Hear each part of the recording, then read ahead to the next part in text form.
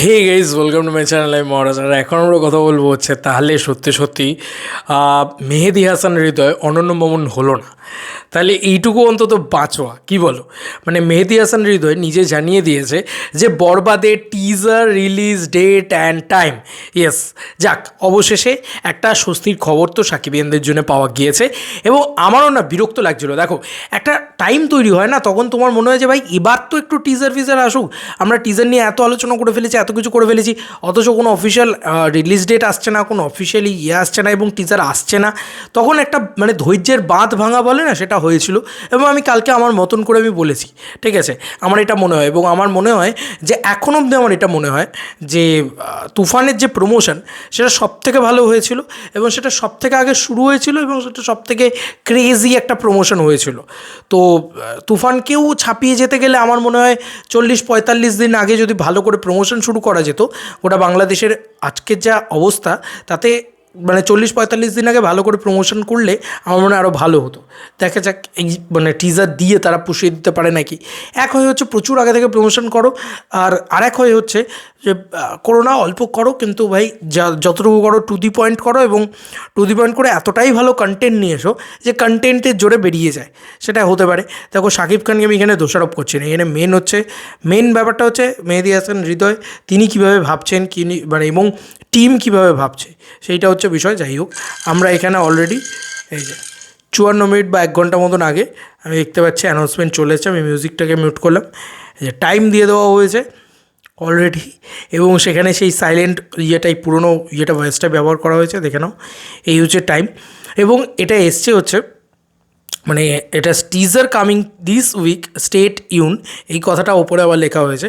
এখানে official time টিয়ে ইত্যাদি দেওয়া হয়েছে, এবং সেটা হচ্ছে 27 তারিখ, 27/2/2025, ইয়েস। এবং সন্ধ্যে 6:30টার সময় বাংলাদেশ টাইম শিওর যে সন্ধ্যে 6:30টায় টিজার কিন্তু কামিং, মানে টিজার আসতে চলেছে, এটা পরিষ্কার কথা বলে দেওয়া হয়েছে। এবং সেটা হয়তো ওই ফ্রেন্ডস কমিউনিকেশন না কি ইয়েটা রয়েছে, ওনাদের যে পেজটা রয়েছে সেই পেজেই কিন্তু আসবে। ওদের পেজের নাম হচ্ছে রিয়েল এনার্জি প্রোডাকশন।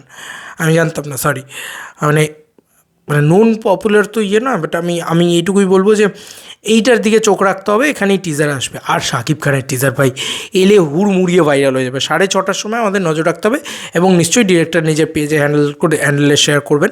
দেখা যাক, ওয়েট করে আছি টিজারে, প্রচণ্ডভাবে ওয়েট করে আছি দ্য মেগাস্টার শাকিব খানকে কীভাবে মেহেদী হাসান হৃদয় প্রেজেন্ট করেন।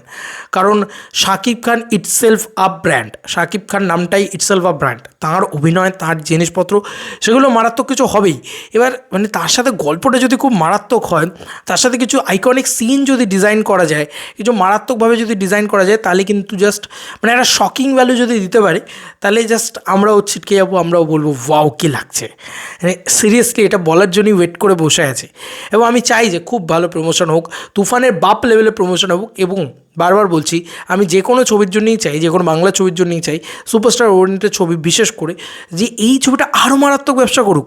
ভাই যদি তুফানের থেকেও বেটার ব্যবসা করে বরবাদ, তাহলে তো আমাদেরই ভালো, আমরা এসে খবরটা তো বেশি দিন ধরে করতে পারবো, তাই না? তো এরকম কোনো ব্যাপার না। বাট আমার রাফির ওপরে কেন ভরসা, কেন ভালো লাগে, কেন এসবিএফের পুশটা ভালো লাগে, কারণ এসবিএফ না প্রচুর আগে থেকে প্রমোশন করে, তার একটা অর্গানাইজ ব্যাপার স্যাপার রয়েছে। এক্ষেত্রে তারা একটা জিনিস আমার ভালো লেগেছে, যে প্রতিদিন তারা কিছু না কিছু বলে গেছে, কিছু না কিছু এনে নিয়ে এসছে, যে আজকে এটা, কালকে ওটা, এটা তারা প্রতিদিন অব্যাহত রেখেছে। দেখা যাক যে কালকেও সন্ধ্যেবেলা তারা এই জিনিসটা করে কিনা, একই জিনিস যে প্রত্যেক দিন সন্ধ্যেবেলা তারা একটা না একটা কিছু নিয়ে এসছে, ঠিক আছে, কিছু না কিছু বলেছে। এটা কিন্তু তুফান টিমও করেনি, ঠিক আছে। তো এটা খুব ভালো জিনিস।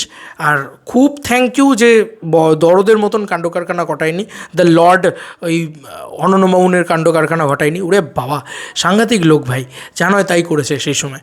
ওই ভয়টা না, ওটা একটা মানে কীরকম একটা প্যানিক হয়ে গেছে যে ওই রকম কাণ্ড কারখানাই ঘটাবে না তো, মানে এমন একটা মনে হয় যে রাফি বাদ দিয়ে বাকিরা সবাই বোধহয় ওইরকমই কাণ্ড কারখানা ঘটাবে। এটা আমার মানে ধারণা হয়ে গেছে আফটার রিলিজিং দরদ একটা মানে অনেক বেটার বিজনেস করতে পারতো, গলা টিপে নষ্ট করেছে অনন্য মামুন, এটা আমার কোথাও গিয়ে মনে হয়। তো যাই হোক, দেখা যাক এই বরবাদের টিজার, মোস্ট অ্যান্টিসিপেটেড টিজার, যেটার জন্য তুমি আমি প্রত্যেকেই পাগলের মতন ওয়েট করে বসে আছি, সেই টিজারটা কেমন হয় এবং কখন আসবে, কোথায় আসবে এবং কবে আসবে সমস্তটাই বলে দিয়েছি।